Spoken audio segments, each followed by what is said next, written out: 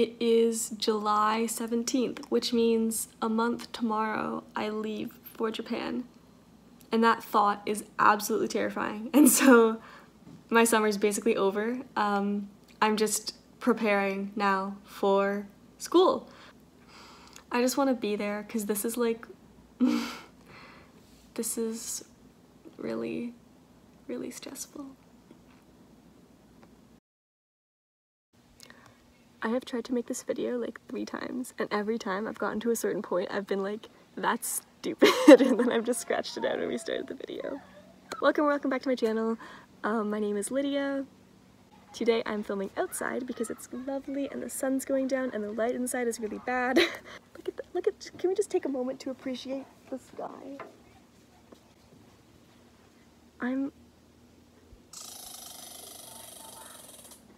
You ruined it. So today I'm going to be talking about my top 10 favorite memories from UWC ISAK Japan. Also, I have a big announcement, so stick to the end of this video to hear it. The first memory I'm going to talk about is going to breakfast with someone. I don't want to say their name because like privacy and stuff like that. And breakfast is like 7:15 to 8 on weekdays, and weekends it's like 8 to 8:45. Point being, breakfast is early. And so we'd be like, okay, we're gonna go to breakfast together tomorrow. And we're gonna meet at like 7:30. And I would set my alarm for like 7:29. And I think we actually managed to get to breakfast 3 times.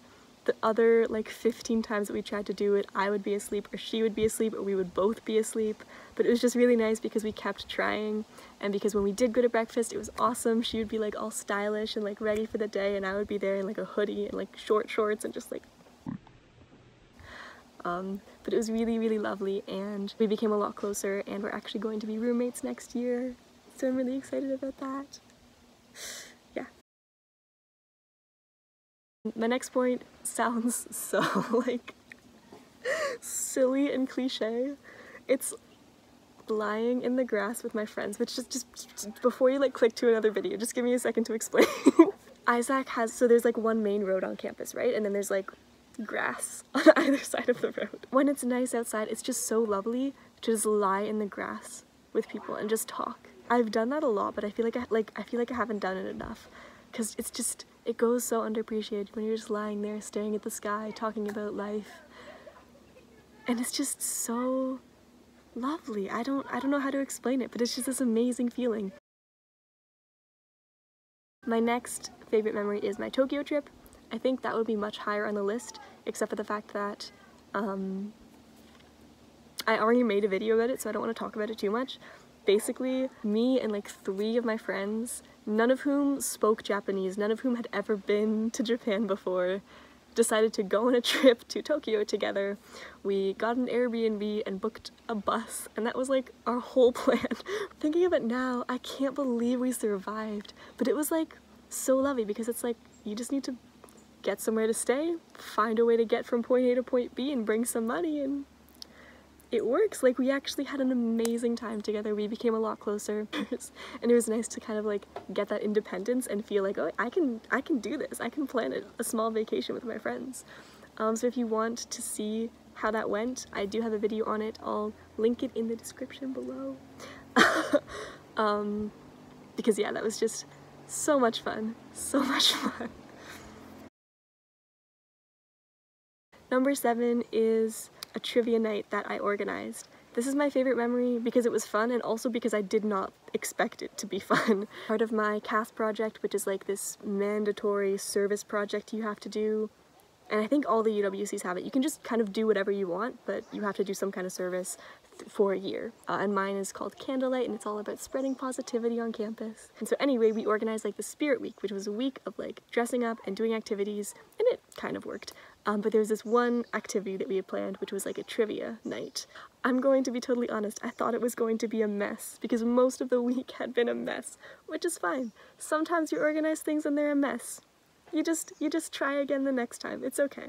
I was really like down, I guess, but it was so much fun. So first thing, it was twin day.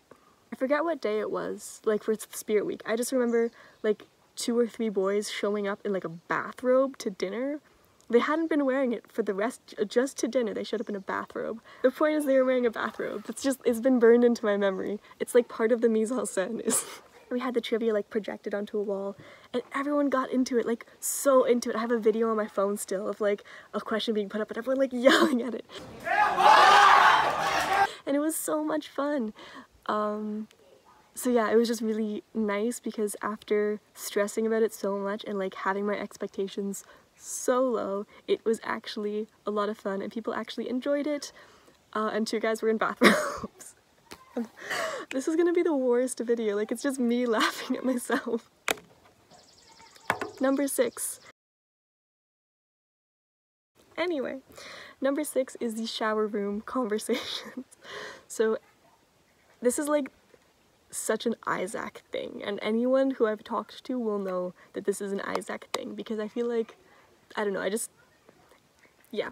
So in the houses, there's like a bathroom that has like just one toilet in it. It's like there's a door, there's a toilet, and then there's the shower rooms. For the most part, there's 2 showers in the shower room, and like a sink and like a mirror, and then a chair. The chair doesn't come with a shower room, but you put a chair in the shower room because the conversations that happen in the shower room, they're some of like the best conversations you'll ever have because, I don't know, there's just a specific vibe that like 3 a.m. shower room conversations you can't find that anywhere else. So that's not like a specific memory, it's just like a collection of memories that I have of that are just, they have a very special place in my heart.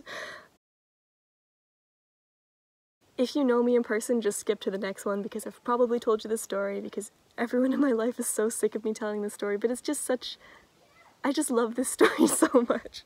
Number 5 is the prank that we played on our next door neighbors. So this is at a point in the year where my housemates and I don't want to blame all of my 2 of my housemates and I were just really bored, which is like, you don't usually get bored at ISAK, but we were just like, everything's boring, like, I don't know. We had a lot of schoolwork to do and there weren't really many events or like fun events planned. So we were just like, we want to do something. We want to, you know, stir the pot a bit. So we had like an interesting relationship with the other house up to this point anyway. And we're like, you know what, we're gonna prank them, we're gonna do it. So this neighboring house was a boys' house, by the way. I was in a mixed gender house and this was an all boys house. This house was not the cleanest house, and one thing I always made fun of them for was their shoes, because they would never put their shoes away. They were just on the floor all the time. And, you know, you would walk into their room, you would walk into their house, and it would just be shoes everywhere, and you have to, like, awkwardly step around them. And so we were like, we're gonna prank them. And I was like, we need to take their shoes. We went into the neighboring house one night with a big garbage bag, 2 big garbage bags, and we just opened their door, and their door is broken, by the way. And so we opened it and it went click, click, click, click, click, and I was so scared. I was like, because I was the one opening the door, my friend was there with the bag, and then our other friend was at the bottom of the stairs just looking up at us like, and so I was there in the doorway, and it's like a hall. And so I was like, had opened this door, but then there's this door right in front of it that's usually closed, but they had it open for some reason. And I was like, oh my god. So I could see right into their house, right up the stairs, and there was no one there because it was like 3 in the morning. But I was like, if someone like wakes up, or if there's someone, because people, it's IB, people are up at all hours of the night. And I was like, if someone is awake right now, I'm gonna be dead. So I was like looking, and I was like, throwing these shoes into the bag, and I was like, okay, we're fine, and we closed the door, and then we like ran to the gym, because the campus is like on a hill, and like all the houses are here, and like the gym is here, so we ran with the shoes. We got the shoes, 2 garbage bags were not enough, so we just got a lot of them, but not all of them, to the bottom of the hill at 3 in the morning, and then went into the gym, and everything was dark. It was like pitch black. And we're like, oh my god. And we were gonna store the shoes in like the upstairs of the gym. It's not really an upstairs, but you know, like that little catwalk that they have around. We had to like climb the ladder with this garbage bag full of shoes, and it was overflowing too. Like some of the shoes didn't fit, so we had to like throw them up, and it took a couple tries because like someone was standing there trying to catch the shoe, and someone was there all in the dark, because we didn't want to turn the lights on, because then people would like see that the lights were on. It was a very covert mission. And then we finally got all the shoes up there, and we left this little note on them, and then we like went down the ladder and celebrated, and then ran back up to our house. the next morning, the boys woke up, and we got up and we left the house. Like, that was the earliest I've ever woken up, because I was like, I'm not gonna be in this house when they find out. Apparently they came running over to our house, one of our other housemates told us, and they were like, where are our shoes? Because apparently half of the house had like PE first thing in the morning, so they needed their running shoes, and they went to get them, and they were gone. And I was like, well, if you need to go to the gym for class, your shoes are there waiting for you. But they were so mad. They were planning like the worst revenge possible. They're like, we're gonna cut your Wi-Fi lines. Like, it was crazy. And so we made them waffles. We had to go to their house and like make them waffles to like apologize. But number 4 is just my house in general.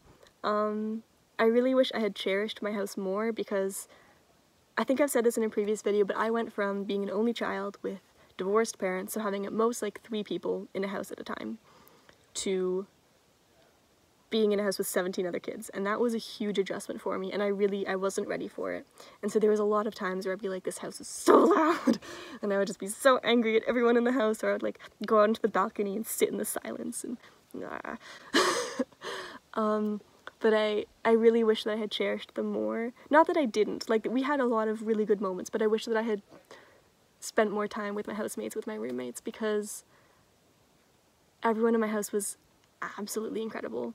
And we had so many good moments together, you know, making waffles, making brownies, doing, you know, having dance parties, just talking, watching horror movies, just all these amazing things that happened with my house. And so it's really sad that I'm not gonna have everyone back in my house, because they're so amazing. And also I'm used to living with them now, so I don't have to like readjust to them next year.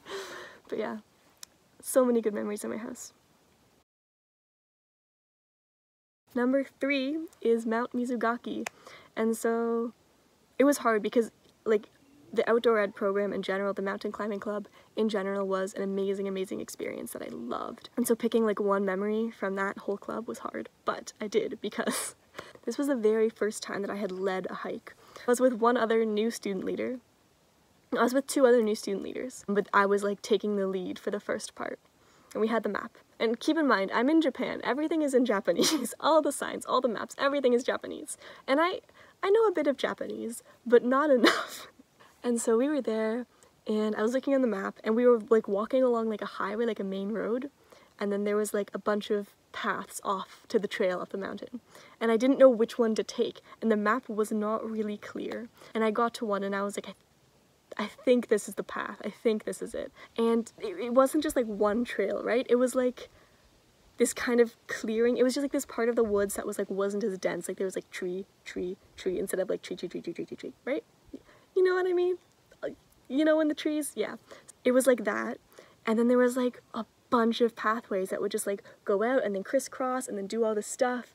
And there was probably like, I think there were 3 paths that I could start on. And I was like looking at this like mess of crisscrossing trails. Also, keep in mind, still a first-time leader. I don't want to like show my weaknesses. So I was like, I'm gonna start on this one. So I picked up a trail and I started. And very quickly, that trail just veered to the side. There was a bunch of other trails, and then this one just went So I was going on this trail, and I was like, this is very clearly not going the same direction as all the other trails. But I was like, you know what? It's fine. And there was these little like pink trail markers, like little pink strips of like plastic, I guess, that you like tie around a tree. And they were there like every, I don't know, 10 meters or something. I was like, you know what? As long as these pink trail markers exist, we can follow them. There's a trail here. Clearly we're not just like going through the bush. Like clearly someone has walked this way before and gone to the right spot. And it got really sketchy really quickly. You know, our outdoor ed program is not a hardcore program. You know, we just kind of like walk along the trails. This was like, there was like this, I'm not even joking, like this much path you could walk on, and it was like mountain, path. And we were like stepping carefully, and there were some points where it was literally like this steep, and we were like crawling up the side, or like you had to turn this corner and it was just like rocks and a tree, and you had to like hang on so you didn't fall off, and it was, whew. It was kind of sketchy, but it wasn't sketchy to a point of being dangerous. We did have 2 teachers with us, checking like our digital maps as well, and because we broke off for this particular hike, we're like, okay, if you want a quicker, more advanced trail, you go with this group, and if you want a chiller route, you go with this group. And I was leading the more advanced group, luckily. So it was all like the hardcore people anyway that like wanted a challenge, and everything we did was like, okay, are you guys comfortable with this? Like, are we all gonna, all right, let's go. So it was never dangerous, it was just always a bit sketchy. And so we were like, and we went up, and you know, at no point was I fully convinced we were going to make it to the top of this mountain, because I was like, I've just been following these pink things. Like, the map is in my backpack. I'm not following the map anymore because we're clearly not on the trail that we meant to go on. So I'm like, we're just gonna follow these pink things until they get us somewhere. And finally we reached this point, and at this point we've kind of reconnected. We're like, okay, I think this is where we are, and we see on the digital map, we're like, okay, we're getting close to the actual trail. But then there's this rope, and there's a sign on it that says do not enter, and we're like, what? And like, it looks like a trail. Like, we're like, it's a trail, it's like a wide trail, it's much better than the one we've been on. We're like, it's a trail, but there's a rope across it that says do not enter. And then we start seeing people walking up and down the trail, and then we realize the rope isn't for us, it's for them. So the whole time we've been on this really, really sketchy trail that apparently you're not supposed to go on because there's a rope across it that says do not enter. And we're just like, but it all ended up well. We got to where we had to go, and honestly, that was one of the best hikes we had because it was a pretty hardcore challenge, and everyone in that group was up for it, and we all enjoyed it. So it all ended well in the end, but yeah, it was really, really intense. Number 2 is every project that I've ever done with theater club. So there were three main projects that happened with theater club over the course of last year.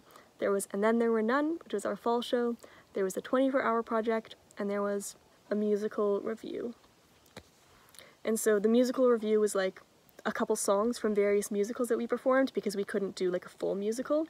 And then the 24-hour project was in 24 hours, 5 short plays were written and like rehearsed and then put on. And so all 3 of those things were intense and crazy in their own way, but each of them were so much fun, and the mosquitoes are killing me.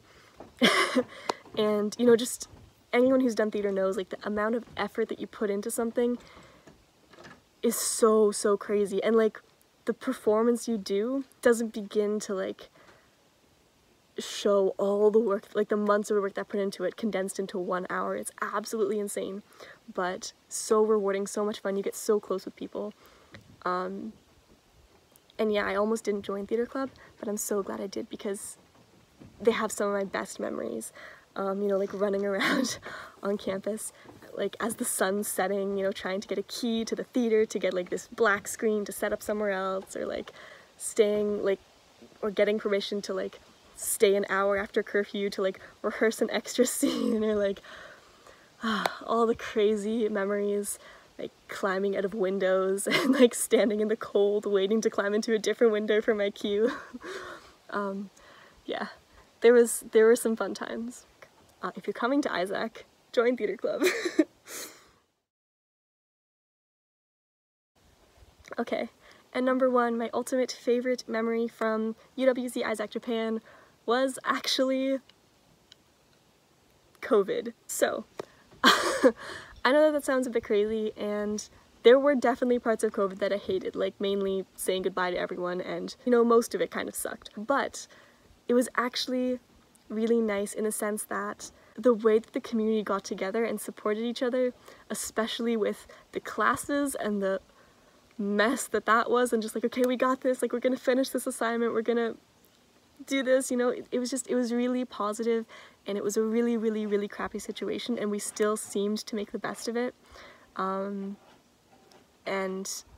that just showed me, or not showed me, but it really just like reinforced how incredible ISAK is, and how positive the people are, and how hard everyone works for everyone else. So those are my top 10 favorite memories at ISAK. I hope you enjoyed. There was some real story times in there. I might be told to take this video down because some of those... Anyway, I hope you enjoyed watching that. So the big announcement is that I have started an essay writing help services website thing.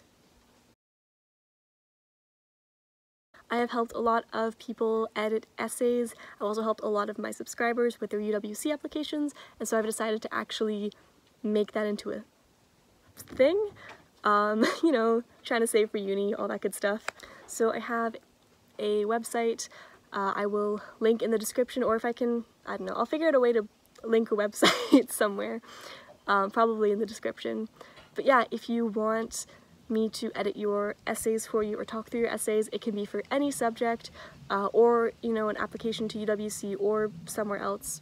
So yeah, check that out if you're interested. There's a bunch of different options for pricing and stuff like that. I tried to keep it as reasonable as possible while still being able to save for university, but if you are not able to afford that and you would still like my help, message me. There's a contact form and I'm sure we can work something out. So yeah, thank you for watching. Subscribe if you want more videos like this. I'm still such a bad YouTuber anyway. Bye.